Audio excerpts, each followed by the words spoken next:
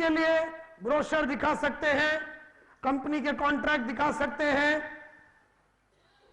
कोई कोई बोलता है data from research study, magazine article तुम्हारे बारे में, LIC के बारे में अगर कोई आर्टिकल आया, LIC का अगर कोई ब्रोशर है, LIC का अगर कोई एडवर्टाइजमेंट है, LIC का अगर कोई बहुत बड़ा अचीवमेंट है, वो सब प्रूफ करके दिखाने का। जर्नल हुआ, टेस्टिमोनियल लेटर हुआ, फोटोग्राफ्स हुआ, थर्ड पार्टी हुआ, डेमोन्स्ट्रेशन हुआ।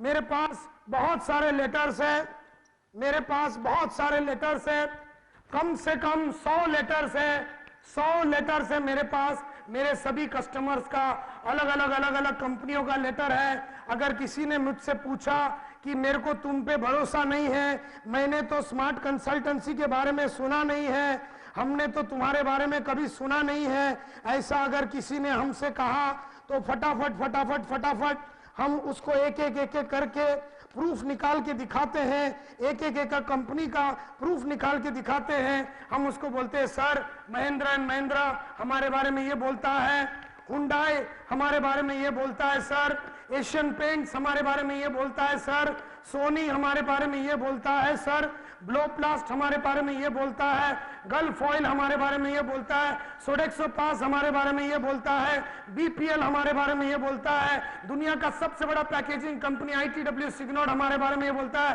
कोको कोला हमारे बारे में ये बोलता है, फिलिप्स हमारे बारे में ये बोलता है, ICICI हमारे बारे में ये बोलता है, फिक्की हमारे बारे में ये बोलता है, महिंद्रा एंड महिंद्रा हमारे बारे में ये बोलता है। ऐसा हम ताबड़तोड़ उसको प्रूफ दिखाएंगे, अलग अलग लेटर्स दिखाएंगे। मेरे पास कम से कम 500 ऐसे मेरे कस्टमर्स के लेटर्स हैं।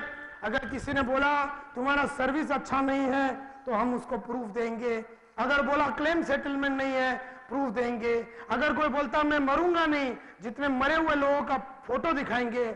अगर बोलता है कि चेक नहीं मिलेगा, जितने चेक्स है वो सब दिखा देंगे। साला तेरे घर में आया है तो तेरा चेक तो लेके जाएंगे।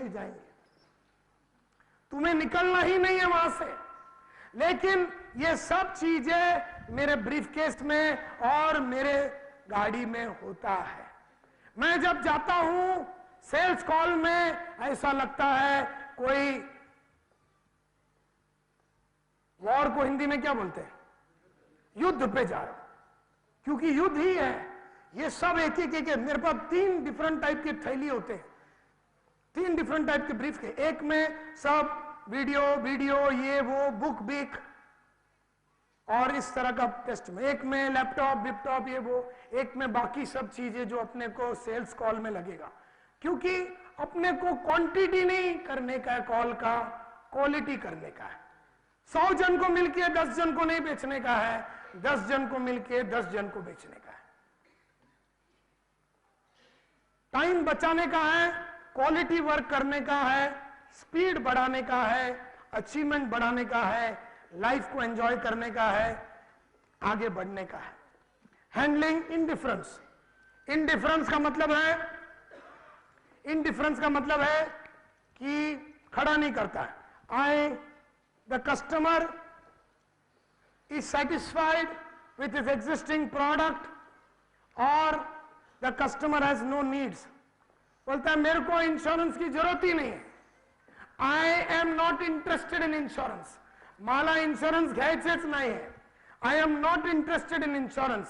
कस्टमर इज सेटिस्फाइड, अपने लाइफ से सेटिस्फाइड है, अपने वाइफ से सेटिस्फाइड है, अपने फ्यूचर से सेटिस्फाइड है, अपन ने जो करके रखा उससे सेटिस्फाइड है। आदमी बोलता मला नको, मला काय गरजच नाही, मला असं लागतच नाही आहे की मला इन्शुरन्सची आवश्यकता आहे।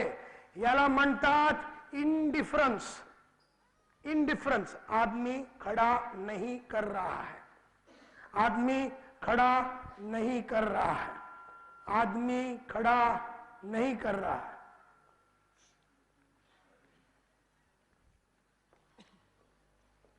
इंडिफरेंस,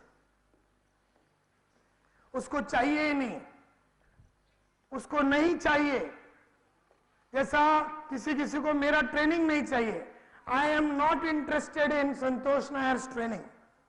मला नको, मला ट्रेनिंगच नको, मला सगळं काय माहित आहे, I am not interested in training. I am not interested in CD. I am not interested in programs. I am not interested. इसको बोलते हैं indifferent. Indifferent. Indifferent.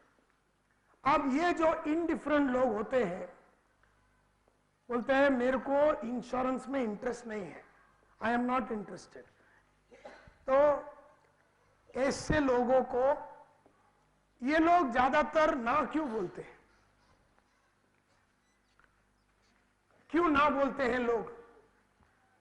हाँ, एक इनका ईगो ये होता है, चाहेला तू बोलेगा तो नहीं लेगा, मेरे को ऐसा लगना चाहिए. तो ऐसे बहुत सारे लोग हैं. समझ के मैं ट्रेनिंग जब मेरे को लगेगा ठीक तब मैं ट्रेनिंग लूंगा. तू आया मेरे को बोलेगा कि मैं तेरा ट्रेनिंग ले सकता हूं तो मैं ले लूंगा क्योंकि मेरा ईगो परमिट नहीं कर रहा है. ये पहला रीजन है बहुत सारे लोग ट्रेनिंग प्रोग्राम अटेंड नहीं करते हैं क्योंकि उनका ईगो हर्ट हो जाता है. दूसरा रीजन, जब आदमी बोलता है आई एम नॉट इंटरेस्टेड, मेरे को इंश्योरेंस में विश्वास नहीं है, मेरे को लेना ही नहीं है, ये क्यों बोलते हैं? दूसरा, हाथ ऊपर करके बोलिए, आदमी ना क्यों करता है? I am not interested in insurance आदमी कब बोलता है? आदमी कब बोलता है I am not interested in insurance? Okay, अगर उसको एक बैड एक्सपीरियंस रहा तो हो सकता है, या वो मेरे को इंटरेस्ट नहीं है इंश्योरेंस में, आदमी कब बोलता है? हाँ जी, करेक्ट है, एब्सोल्युटली राइट सर, ये एब्सोल्युटली राइट आपने कहा. जब मेरे को मालूम ही नहीं है इंश्योरेंस से मेरे को क्या फायदा होगा, जब मेरे को मालूम ही नहीं है इंश्योरेंस से मेरा लाइफ का फ्यूचर कैसे बनेगा, जब मेरे को मालूम ही नहीं है कि मेरा रिटायरमेंट कैसा बढ़िया हो सकता है इंश्योरेंस के वजह से, जब मेरे को मालूम ही नहीं है कि मेरे को अगर कोई ट्रेजेडी हो जावे तो मेरे बीवी बच्चों का तकलीफ में लाइफ कैसा नहीं आएगा, ये सब का मेरे को जानकारी जब नहीं है और मैंने जानकारी लेने की कोशिश नहीं की, वो आदमी तो हमेशा आई am not interested in insurance बोलेगा. जिस आदमी को ट्रेनिंग का क्या फायदा है वो मालूम ही नहीं है तो बोलेगा I am not interested in training. Deepak Dabale हमेशा बोलता है I am interested in training. Nair साहब, आपका पिछले 15 साल पहले उसने मेरे को एक बोला, आपका जो भी कोर्स होगा ना नायर साहब, मेरा एनरोलमेंट कर देना, भले 1000 रुपया का कोर्स हो, 1 लाख का कोर्स हो, 3 लाख का कोर्स हो. उसने मेरा 3 लाख रुपए का कोर्स भी किया है, 1 लाख का भी किया है. उसने क्या बोला है? Sir, I am interested in training, I am interested in development, because ये आदमी समझ गया है कि ये इंटरेस्ट रखने की वजह से आज इधर बैठा हुआ 1000 आदमी में से एक भी आदमी हिम्मत नहीं कर सकता 7 से 8 लाख रुपया एडवांस पेमेंट बिना 1 रुपया का माल बेचे. किसी का हिम्मत नहीं है. आज ये आदमी में वो हिम्मत आ गया. कल को इंश्योरेंस इंडस्ट्री में कमीशन पाव भी हो गया, इसको फर्क नहीं पड़ेगा. तो इसको इंश्योरेंस या ट्रेनिंग का जिसको पता चल गया गहराई, जिसने वापरा ट्रेनिंग को, जिसने लिया और वापरा, उसको ट्रेनिंग का फायदा मालूम होता है. जिसने इंश्योरेंस लिया और उसका फायदा जिसको हुआ है, जिसको उसका बेनिफिट मिला है, वो समझ सकता है. बाकी लोग जिसको बेनिफिट नहीं मिला उनको क्या बेनिफिट मिलेगा, इसका भयंकर कम्युनिकेशन के साथ एजुकेशन करने की जिम्मेदारी हमारी है. और साधारण एजुकेशन नहीं चलेगा, साधारण कम्युनिकेशन नहीं चलेगा. असाधारण एजुकेशन, असाधारण कम्युनिकेशन लगेगा वो आदमी को अंदर आने के लिए. सो जब एक आदमी बोलता आई एम नॉट इंटरेस्टेड, तो हम कहते हैं ask a series of closed probes. Closed probes. Ask a series. एक series of closed probes पूछो. Closed probes का मतलब है, probe का मतलब है question. Closed probe का मतलब है ऐसा question जिसमें ज्यादा लंबा आंसर देने का स्कोप नहीं है. 2 टाइप के क्वेश्चन होते हैं, एक होता है ओपन प्रोब, एक होता है क्लोज्ड प्रोब. ओपन क्वेश्चन या क्लोज्ड क्वेश्चन. ओपन क्वेश्चन का मतलब है कि आप उसको कुछ पूछेंगे तो लंबा आंसर दे सकता है। क्लोज्ड क्वेश्चन का मतलब है लिमिटेड आंसर देने की बातें होती है। जैसे मैं अभी आपको क्वेश्चन पूछने वाला हूं, आप मेरे को बताइए ये ओपन क्वेश्चन है कि क्लोज्ड क्वेश्चन है। Are you ready? Okay. India का पॉलिटिकल सिचुएशन के बारे में आपका विचार क्या है? ये ओपन क्वेश्चन। आपको क्या लगता है जवान लड़के लड़कियों के मन में आजकल किस तरह के विचार उठ रहे हैं? ओपन। आपको चाइनीज अच्छा लगता है कि इंडियन अच्छा लगता है? आपको ब्लू अच्छा लगता है कि रेड अच्छा लगता है? आप 10 बजे मिलना चाहेंगे कि 11 बजे? आप कब मिलना चाहेंगे? ओपन। तो कहने का मतलब यह है कि जब कोई बोलता है I am not interested in insurance, उसको ओपन क्वेश्चन पूछना चाहिए कि क्लोज क्वेश्चन पूछना चाहिए? ओपन का एग्जांपल कैसा रहेगा? हाँ, करेक्ट। वो अपने को उसने बोला I am not interested in insurance, तो अपन उसको पूछते why are you not interested sir? आप इंटरेस्टेड क्यों नहीं? बोलता है मैं बताता हूं, इधर आ। सबसे पहला तुम्हारा साला हरामी LIC कंपनी में से एक कुत्ता आया था 5 साल पहले और उसने मेरे को बड़ा टोपी लगा के गया, इसके लिए आई एम नॉट इंटरेस्टेड। दूसरा, मेरे को गवर्नमेंट ऑफ इंडिया का कोई भी चीज से एकदम एलर्जी। तीसरा, मेरे को इंश्योरेंस एडवाइजर का शक्ल से ही सख्त नफरत है। चौथा, मेरे को इंश्योरेंस में विश्वास नहीं। पांचवा, मेरे घर में जितने भी लोग हैं वो 80 बरस से ऊपर हमेशा जिए। छठवा, ऐसा सुनने के बाद तुम ही साला लाइसेंस सरेंडर कर देगा, क्योंकि उसने तुम्हारा ऐसा बलात्कार किया, ऐसा ग्रुप रेप किया उसने कि तुमको ही भरोसा इंश्योरेंस पे से उठ जाएगा। तुमको पूछना ही नहीं चाहिए था कि क्यों तेरे को इंटरेस्ट नहीं। खोलने का नहीं, ऐसा खोल के देगा वो तेरा खोल के मारेगा।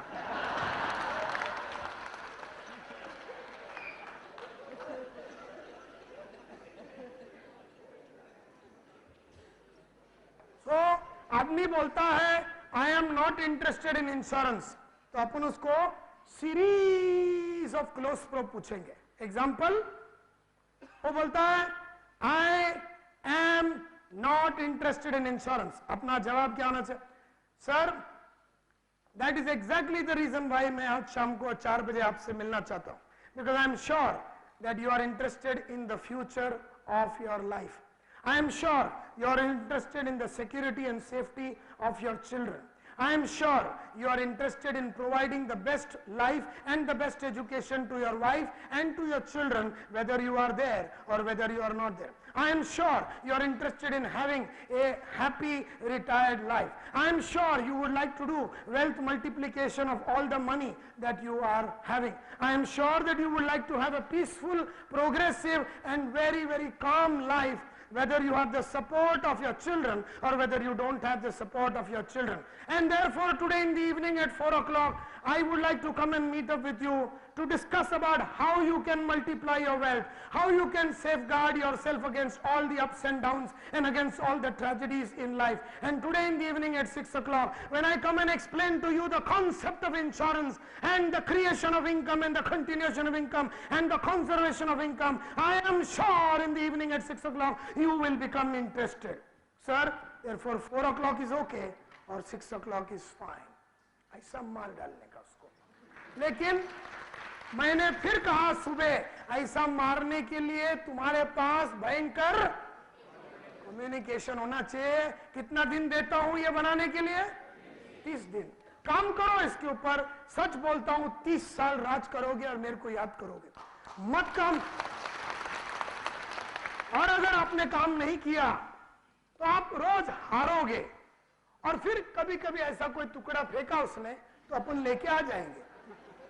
कभी कभी इंश्योरेंस का प्रीमियम लाने में कोई बिल्डिंग की औरत लोग तुम पे खुश होने वाला नहीं है, तुम्हारा हस्बैंड खुश नहीं होने वाला है, तुम्हारा वाइफ खुश होने वाला नहीं है, तुम्हारे बच्चे खुश होने वाले नहीं है। LIC का ब्रांच मैनेजर, मार्केटिंग मैनेजर या सेल्स मैनेजर या DSM या कोई खुश नहीं होने वाला है, तुम खुद भी खुश होने वाला है नहीं। Therefore, that is how you have to handle the indifference. एक दूसरा ख्याल जिसका नाम है स्टॉलिंग। स्टॉलिंग का मतलब है मला घ्यायचं आहे, घ्यायचं आहे, घ्यायचं आहे, जब भी लूंगा आपसे लूंगा, आता मला पुश नको करू, don't push me, don't push me. और हम लोग घबरा जाते हैं। मेरे को जब जब आदमी ने बोला ना डोंट पुश मी, मैं तो इतना पुश करता हूं उसको, इतना पुश करता हूं, क्योंकि वो घबराहट में बोलता है नको मला रेप करू, नको पुश करू मला, नको। उसका मतलब क्या है, तू अगर पुश करेगा तो मैं अलाउ करेगा।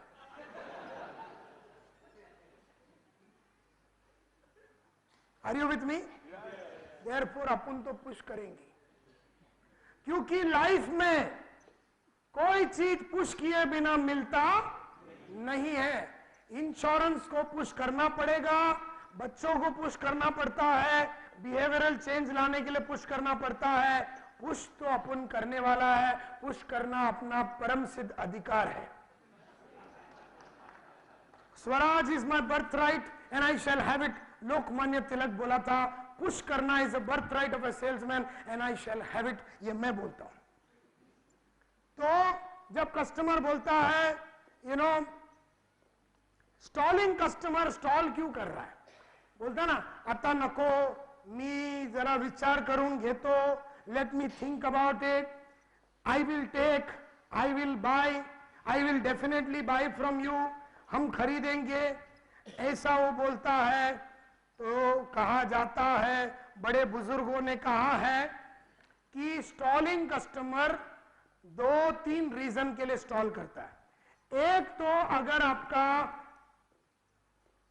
ओपनिंग, प्रोबिंग, सपोर्टिंग, क्लोजिंग बराबर नहीं है, आपने ओपनिंग बराबर करके उसका अटेंशन नहीं लिया, प्रोबिंग करके उसमें इंटरेस्ट अगर बराबर पैदा नहीं किया, सपोर्टिंग करके उसको कन्विंस नहीं किया, क्लोजिंग करके अगर एक्शन के तरफ बराबर लेके नहीं गए, अगर आपका स्टेप्स ऑफ सेल नहीं हुआ, अगर आपने सस्पेक्टिंग बराबर नहीं किया, प्रोस्पेक्टिंग बराबर नहीं किया, अगर आपने स्टेप्स को फॉलो नहीं किया, तो सबसे पहला ना होने का चांसेस वहां होता है।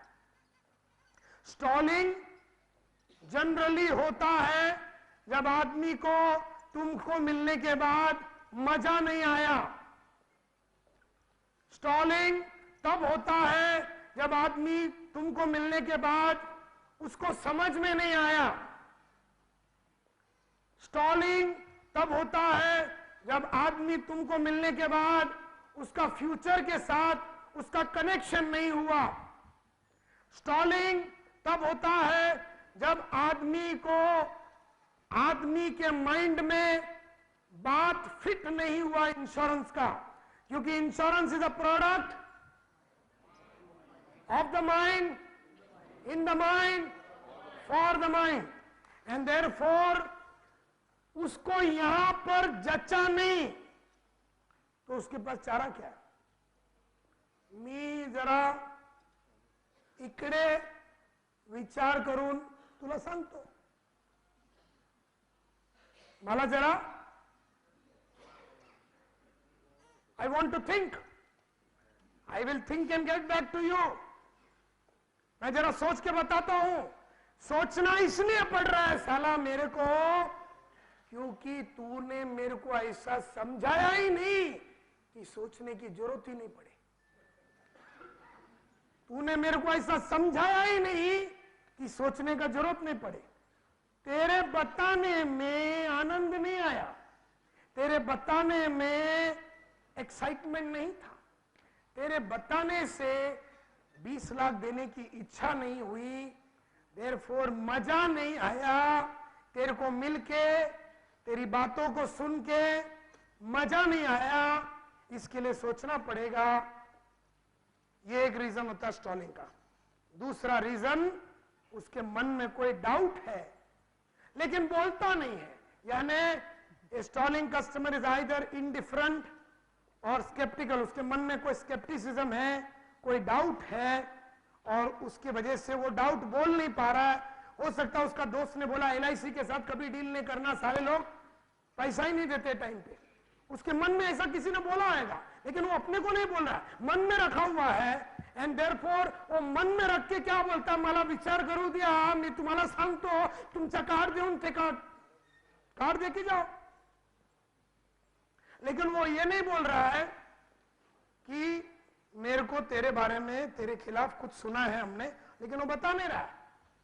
क्या हो सकता है उसके मन में कोई ऑब्जेक्शन है, यानी तू उसके साथ मिलके बात कर रहा है, तू नायर के साथ मिलके बात कर रहा है, भयंकर प्रेजेंटेशन दिया, लेकिन मुद्दा यह है कि नायर लाइफ में सुसु करने के लिए भी मिसेस नायर का परमिशन लिया। अभी तू बोलता 10 लाख रुपया दे, 10 लाख तो छोड़, खुद का सुसु करने के लिए मैं उससे परमिशन लेता हूं, तू बोलता है 10 लाख दे। अभी मैं ये तो नहीं बोल सकता हूं कि मैं मेरी बीवी को पूछ के बताऊंगा, लेकिन ऑब्जेक्शन उसके मन में है कि बीवी के साथ मेरे को बात करने का, लेकिन तुमको नहीं बोलता है। तो कैसा बोलता है, सोच के बताऊंगा। सोच के मतलब क्या, सोच के मतलब किसके साथ सोच के, बीवी के साथ सोच के, लेकिन वो ये नहीं बोलता है क्योंकि वो उसका बीवी के बिना कुछ करता नहीं है, ऐसा दुनिया को मालूम है, खाली तुमको ही नहीं मालूम था। बोले एक कुत्ते को तो कम से कम नहीं मालूम होना चाहिए। तो स्टॉल करने के रीजन कई हैं, या तो तू पसंद नहीं आया, तेरा प्रोडक्ट पसंद नहीं आया, मन में तू भाया नहीं, या मेरे पास पैसा नहीं है लेकिन बोलने को इच्छा नहीं है, लेकिन मेरे को लेने का है लेकिन बीवी को पूछे बिना मैं कर नहीं सकता हूं, या मेरे मन में कोई डाउट है। तो ये सब चीजें स्टॉलिंग के वजह से होता है, स्टॉलिंग इसके वजह से होता है। देयरफॉर मेरा एक ही कहना है, रियल मुद्दा अगर बाहर लाना है तो उसको सीधा धक्का मारने का, बोले sir unless and until you tell me exactly the reason, आपकी कसम मिस्टर सालस्कर, मैं आपके घर से नहीं जाने वाला हूं। आज आपको ये लेना ही है, क्योंकि आज आपको समझ में आया आपका फ्यूचर कितना इंपॉर्टेंट है। ये करने से आपका भी बच्चे लोगों का लाइफ कैसा सिक्योर होगा, आपका बच्चे का एजुकेशन कैसा सिक्योर होगा। आज आपको समझ में आ गया है कि आपका वेल्थ मल्टीप्लिकेशन हो सकता है। आपको आज चेक देना है, आप बिल्कुल डिले ना कीजिए, दिस इज वेरी इंपॉर्टेंट। आप हिम्मत करके ले लीजिए, you have to give me the cheque right now. मैं चेक लिए बिना यहां से जाने का सवाल ही नहीं उठता। जब आप उसको पुश करेंगे तो रियल मुद्दा बाहर आएगा, तब वो ऐसा बोल सकता है, देखो तुम कितना भी मेरे को पुश करके जमीन पे घुसा दो, मैं अभी दिल की बात बोलूं, एक्चुअली मेरे को बीवी से पूछ के ही करना पड़ेगा। अपने को उसका बड़ा दिल करता है, कानपट्टी तेरा द्यायला चाहेला 1 घंटा, फिर क्या कर रहा था इधर। लेकिन वो तो तुमने पहला पता नहीं किया था सस्पेक्टिंग एंड प्रोस्पेक्टिंग में कि नायर अपने बीवी के बिना कोई डिसीजन नहीं लेता, वो तुम्हारी गलती है। देयरफॉर अभी गलती को सुधारने का तो घर से निकलना नहीं है, तुम्हें यहाँ बैठ के डेरा लगा के उसको पुश करना है। अगर उसके मन में कोई डाउट है तो वो पुश करने से बाहर आएगा, और अगर उसका मन में कोई ऑब्जेक्शन है तो पुश करने से बाहर आएगा, जो भी है। और अगर वो घबरा रहा है तो भी पुश करने से वो दे देगा। देयरफॉर स्टॉलिंग के लिए एक ही चीज मैं हमेशा बोलता हूं, यू नो, कि स्टॉलिंग कस्टमर के लिए अपने को क्लोजिंग क्वेश्चन पूछना है और उसको पावरफुली क्लोज करना है।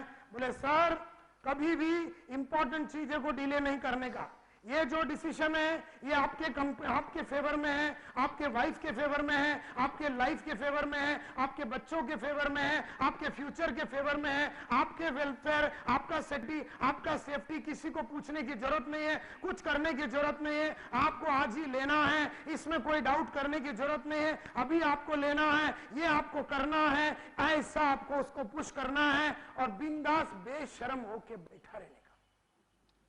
क्योंकि सेल्स में दो चीजें होना चाहिए, एक बेशर्मी की डिग्री, दूसरा हरामीपन का पीएचडी। अगर शर्म आती है तो ये लाइन में सक्सेस मिलना बहुत मुश्किल है। मैं इंडिया का सबसे बेशर्म आदमी हूं, ऐसा समझ के चलने का और बेशर्म होके मांगने का, क्योंकि मांगने से या तो मिलेगा या नहीं मिलेगा, लेकिन न मांगने से नहीं मिलेगा। मांगने से आएगी या नहीं आएगी, नहीं मांगने से नहीं आने वाली है। What is better? मांगना, मांग के फेल हो जाओ कोई प्रॉब्लम नहीं है, लेकिन ना मांगने से कुछ भी मिलने वाला नहीं है, and that is very very important. अंत में हम आते हैं ऑब्जेक्शन। ऑब्जेक्शन में आई डोंट हैव मनी, माझ्याकडे पैसे नहीं हैं, वो ये बोल सकता है I will check with my wife and get back to you, और वो बोल सकता है I will consult my CA and get back to you, ऐसा भी बोल सकता है।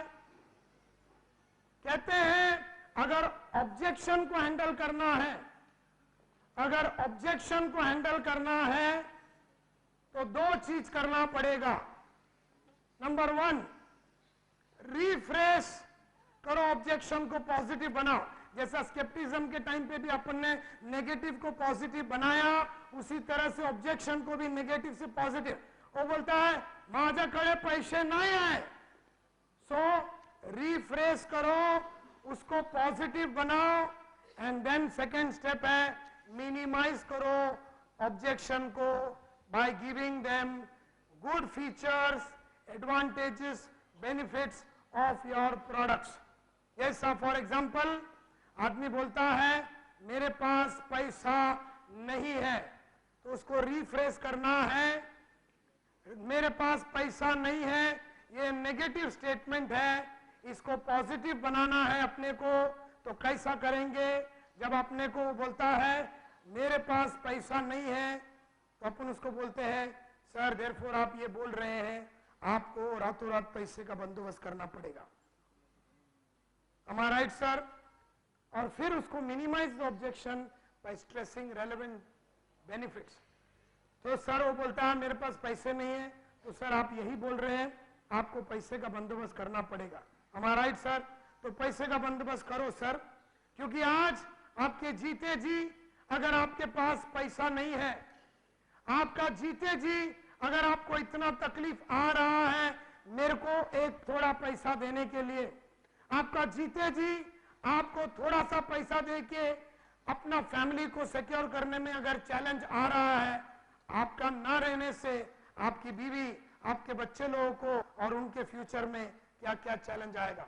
तो सर अगर रातों रात जाके किसी से उधार भी लेना है, अगर रातों रात जाके किसी से उधार भी लेना है, या कुछ ज्वेलरी बेच के अगर आपको पैसे का बंदोबस्त करना है, या किसी भी तरह से आपको एडजस्ट करके पैसे करके आज रात को बैंक में डालना है, अभी आप मेरे को चेक दीजिए, इससे आपका फायदा ही होगा। कहने का मतलब ये है माय डियर फ्रेंड्स, हम उसको ये बोल रहे हैं सर अगर जनरली आपको वो जब दूसरा को बोलता ना मेरे को म्यूचुअल फंड में ज्यादा पैसा मिलता है, सर म्यूचुअल फंड में आपको कैपिटल डाल के इंटरेस्ट मिलता है, इंश्योरेंस में इंटरेस्ट डाल के कैपिटल मिलता है।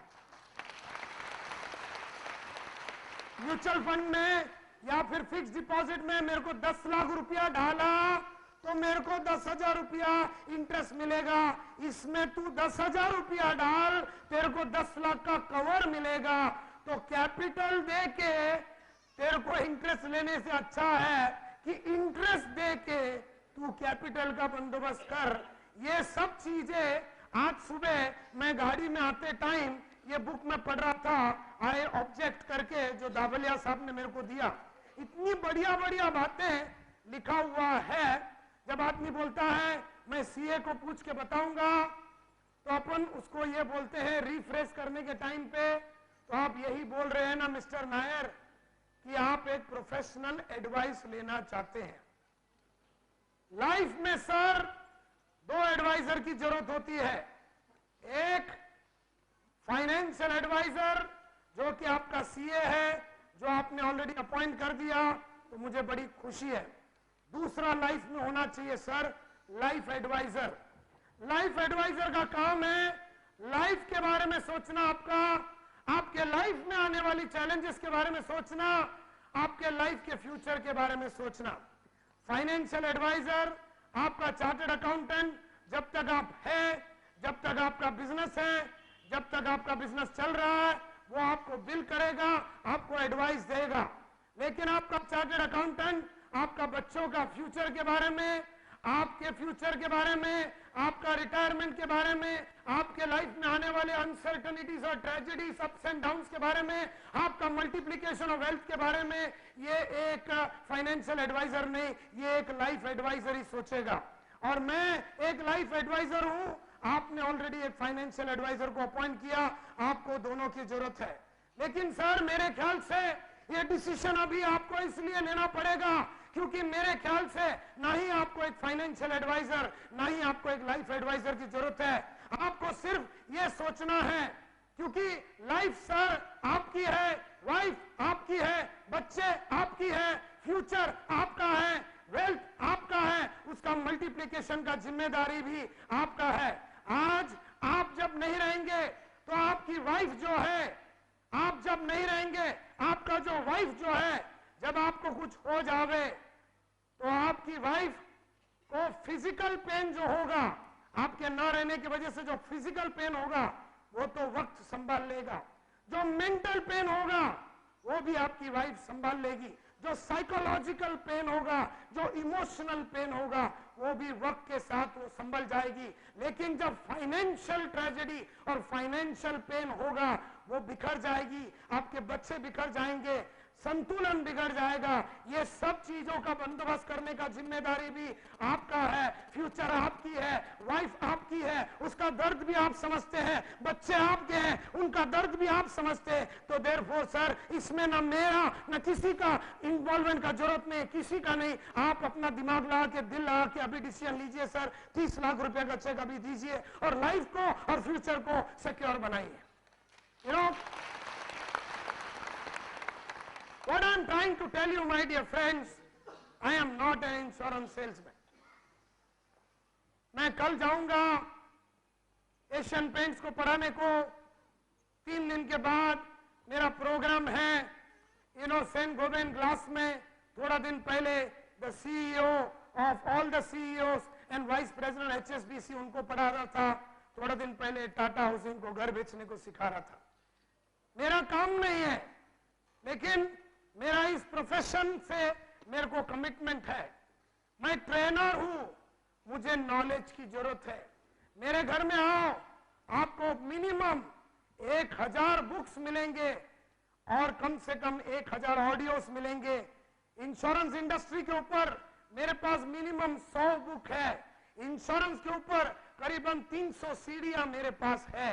मैंने इस सब चीजों को हमेशा अपनाया इसलिए है क्योंकि एज ए ट्रेनर जब अपन जाते हैं किसी को सिखाने के लिए, तो 1000 आदमी जो बैठा हुआ है उनको पकड़ के बिठाने का अगर है तो वो लोग फालतू बातें सुन के बैठने वाले नहीं है।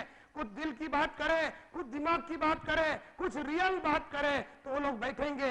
अगर मेरे को तुमको संभालने के लिए इतना बुक पढ़ना पड़ता है, अगर मेरे को तुमको संभालने के लिए इतना मेरा अगर कमिटमेंट है, तुम्हारा धंधे का बुक और सीडी, तुमको तो मेरे से ज्यादा कमिटमेंट होना चाहिए इस प्रोफेशन के प्रति, और इससे ज्यादा तुमको ये लेना चाहिए। तो अगर आप देखेंगे तो ऑल दी ऑब्जेक्शन जितने भी है, I don't have adequate fund to spare now.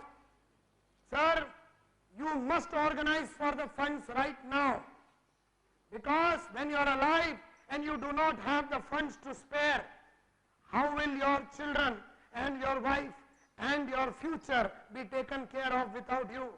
कभी वो बोलता है मेरे फैमिली के मेंबर लोग 80 साल से ऊपर जिए हैं। सर, मुझे बड़ी खुशी है कि आपके फैमिली के मेंबर लोग 80 साल से ऊपर जिए हैं। अभी का लाइफ एक्सपेक्टेंसी के हिसाब से ये कहा जाता है कि life in the next 13 years nano cells, आज micro nano cells have been invented. 13 साल में बॉडी के अंदर नैनो सेल्स बुढ़ा जाएंगे। नैनो सेल्स एक सेल जो 55-56 में मरने को चालू होता है, nano cells and nano technology इतना आगे बढ़ चुका है कि सर 13 साल में इंडिया में और वर्ल्ड में नैनो सेल्स घुसाए जाएंगे। 80 अभी का लाइफ एक्सपेक्टेंसी नहीं है सर। आने वाले दिनों में आदमी 115 से लेके 150 साल तक जीने वाला है, ऐसा साइंस आगे बढ़ रहा है। लेकिन आपका तो बंदोबस्त सिर्फ 80 साल तक के लिए है। अपने को उसके आगे का लाइफ भी सुखी जावे, इसका बंदोबस्त करना है। और 80 के टाइम पे भी 60 में जब आदमी रिटायर होता है, 60 से 80 का जो पीरियड है उसमें अपने बच्चों के ऊपर ना डिपेंड करते हुए, संस्थाओं के ऊपर ना डिपेंड करते हुए, अपने बच्चों के मोहताज ना बनते हुए लाइफ को बड़ा किंग साइज अगर जीना है तो 60 और 80 के बीच में वाला बंदोबस्त भी करना है। आप जियो सर 80, आप 800 साल जियो, लेकिन आपका लाइफस्टाइल और आपका फ्यूचर को सिक्योर करने की जिम्मेदारी जो life insurance corporation of India ने लिया है और उसके तहत जो मैंने लिया है, आपको अपने आप को उस तरह का लाइफ लेना ही पड़ेगा सर। तो आदमी बोलता है I have already exhausted IT deductions, मैंने आईटी डिडक्शन वगैरह सब कुछ हो गया मेरा 80cc sir. Income tax deduction, sir, is one of the smallest reasons of life insurance. Life insurance is all about life. Life insurance is all about future. Life insurance is about the children's education. Life insurance is about marriage. Life insurance is all about tragedy. And life insurance is also about saving income tax. So, sir, मैं तो बोलता हूं income tax तो 5 या 6% रहेगा life insurance खरीदने का कारण, लेकिन बड़ा कारण है sir, insurance is for total family welfare. It is a product of the future, for the future, in the future. It is a product for you. It is a product without you for your family. It's a product for your children without your wife and you. It is a product to safeguard the security future of the children. It is a product not for only investment purposes, sir. It's a product to give you the psychological confidence to be more progressive and powerful in life. आपका धंधे में आपको power आएगा जब आप सब कुछ secure करके रखे हैं, और आपका 5 करोड़ के धंधे में जब आप अपना ऑफिस में एमजी रोड में बैठेंगे तो आपके अंदर एक जबरदस्त पावर आएगा ये इन्वेस्टमेंट्स के वजह से। एक छोटा सा इसका कारण सर इनकम टैक्स बचाना भी होता है। Let us therefore focus on the big thing and not get carried away by the small things. I have an agent in my office. अगर आदमी ऐसा बोलता है, मुबारक हो सर, मुबारक हो सर। अमिताभ बच्चन भी एक्टिंग करता है, शाहरुख खान भी एक्टिंग करता है, संजय दत्त भी एक्टिंग करता है। सब लोग अपना अपना एक फ्लेवर लाते हैं, अपना इंटेलिजेंस लाते हैं, अपना इंटेंसिटी लाते हैं। मैंने फैमिली वेलफेयर इकोनॉमिक्स के ऊपर बहुत स्टडी किया सर। ट्रू वेल्थ के बारे में मैंने स्टडी किया है, ह्यूमन एसेट्स के बारे में, इंटेलेक्चुअल एसेट्स के बारे में, फाइनेंशियल एसेट्स के बारे में, सोशल एसेट्स के बारे में, क्रिएशन ऑफ इनकम के बारे में, कंजम्पशन ऑफ इनकम के बारे में, कंजर्वेशन ऑफ इनकम के बारे में, कंटिन्यूएशन ऑफ इनकम के बारे में, फैमिली वेल्थ इकोनॉमिक्स के बारे में मैंने बात किया।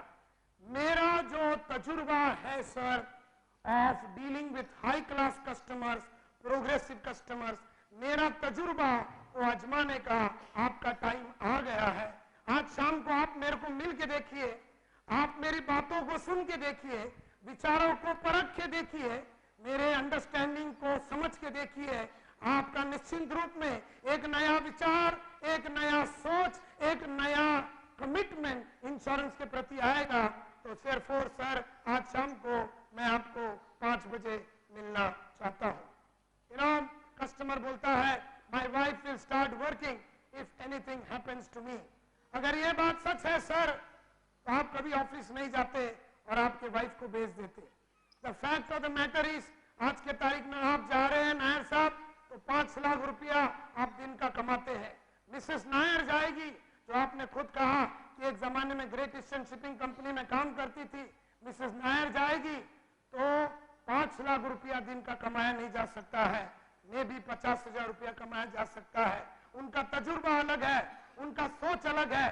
स्मार्ट कंसल्टेंसी आपने चालू किया है, आपके वजह से यह कंपनी चलता है, तो आपके वजह से 5 लाख आएगा, उनके वजह से 50,000 आएगा।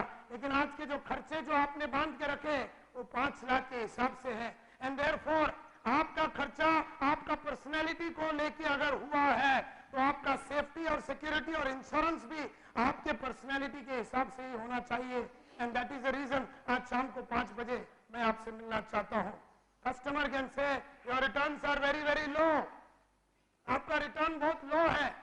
Well sir, in the evening जब मैं आपको बताऊंगा आपको किस तरह का रिटर्न चाहिए, आपका रिस्क एपिटाइट कितना है, आपको कब कब कितना कितना कैसा कैसा चाहिए, ये तो आज शाम को स्टडी करेंगे। उसके बाद आप आजमा के देखिए कि कौन सी चीजों में अपने को इन्वेस्टमेंट करना है, क्योंकि इन्वेस्टमेंट सिर्फ इंश्योरेंस का ही नहीं है, मल्टीपल इन्वेस्टमेंट्स की हम बात करेंगे, उसमें इंश्योरेंस भी बात करेंगे, किसमें कैसा मिलेगा, आपको कितना चाहिए, ये तो आज शाम को 5 बजे होगा। अगर आदमी बोलता है returns given by mutual fund companies and rival companies are double than yours, well sir, what do you want? You want double? I will advise you how to make it double. You want security? I will advise you on security. You want safety? I will tell you how to make it safe. You want, you want protection? I will give you protection. You want protection plus safety? I will give you protection. You want high risk, low returns, high risk? You tell me, sir. 5 बजे आज शाम को हम इसके ऊपर बात करेंगे। And कहने का मतलब यह है माय डियर फ्रेंड्स, कस्टमर बोलेगा I have already created adequate safety, और मैंने बहुत सारा प्रॉपर्टी बना के रखा है। सर, मफतलाल ने भी प्रॉपर्टी बना के रखा था, रूया लोग ने भी प्रॉपर्टी बना रखा था, लेकिन उनके बेटे लोग ने सब प्रॉपर्टी गवा दिया। आज शाम को जब मैं आऊंगा ट्रू वेल्थ के बारे में बात करूंगा, human assets, intellectual assets, financial assets, social assets के बारे में बात करूंगा। मैं बात करूंगा सर इन सब एसेट्स के बारे में। ह्यूमन एसेट जहां पर मैं आपके फैमिली के बारे में बात करूंगा, ह्यूमन एसेट जहां पर मैं आपका हेल्थ के बारे में बात करूंगा, ह्यूमन एसेट जहां पर आपकी वैल्यूज के बारे में बात करूंगा, ह्यूमन एसेट जहां पर आपकी वर्च्यूज और आपके रिश्तों के बारे में बात करूंगा, आपके एटीट्यूड्स के बारे में बात करूंगा, आपके इंटेलेक्चुअल एसेट्स में आपका विजडम, आपका नॉलेज, आपका एक्सपीरियंस, आपका स्किल, आपका ट्रेडिशन और आपका सिस्टम्स के बारे में बात करूंगा, और आपके फाइनेंशियल एसेट्स जो आपने अभी बताया, आपका बंगला, आपका गाड़ी, आपका मनी, आपका रियल एस्टेट प्रॉपर्टी, बॉन्ड और बिजनेस एंटरप्राइज के बारे में। और मैं बात करूंगा ये सब जो तीनों चीजें हैं, इसको अगला जनरेशन में कैसे ट्रांसफर करने का, इसके ऊपर बात करूंगा। सर, सिर्फ पैसे को अगला जनरेशन में ही नहीं ट्रांसफर करने का है, फाइनेंशियल एसेट्स को खाली अगला जनरेशन में ट्रांसफर नहीं करने का है सर, अपने को ह्यूमन एसेट्स को भी ट्रांसफर करने का है, अपने को इंटेलेक्चुअल एसेट्स को भी आगे ट्रांसफर करने का है। Therefore sir, human assets plus intellectual assets plus financial assets is equal to sir true wealth. शाम को 5 बजे सर, शाम को 5 बजे ट्रू वेल्थ की बात होगी आपके घर में। और जब आप ट्रू वेल्थ के बारे में बात करेंगे, तो आपने जो कहा कि आपके पास प्रॉपर्टी है, बहुत बढ़िया, ये प्रॉपर्टी लूट ना जावे, ये प्रॉपर्टी आगे डबल होता रहे। प्रॉपर्टी से प्रॉपर्टी कैसे बने, रियल एस्टेट मैक्सिमाइजेशन कैसा हो सके, फाइनेंशियल मैक्सिमाइजेशन कैसा हो सके, ह्यूमन मैक्सिमाइजेशन कैसा हो सके, इंटेलेक्चुअल मैक्सिमाइजेशन कैसा हो सके, इन मुद्दों के ऊपर हम बात करेंगे सर आज शाम को 5 बजे। तो this is what is known as communication. 11 बजे जब मैंने ये चालू किया था तब मैंने यही कहा था कि communication is the most important aspect. Communication is the most important aspect of life, and that is what is very, very important for all of us. My dear friends, it is very important कि आप लोग इस पूरे thought को आगे लेके जाए। It is very important कि आप अपने life को progressively देखें। It is very important कि आप अपने confidence को बचावे। मेरे ख्याल से इनको कुछ अरेंजमेंट, मेरा अनाउंसमेंट करना भी है कोई कॉन्टेस्ट के बारे में। मेरा रिक्वेस्ट देयरफॉर आपसे रुकने के लिए है। Ladies and gentleman, all the very best and thank you very much.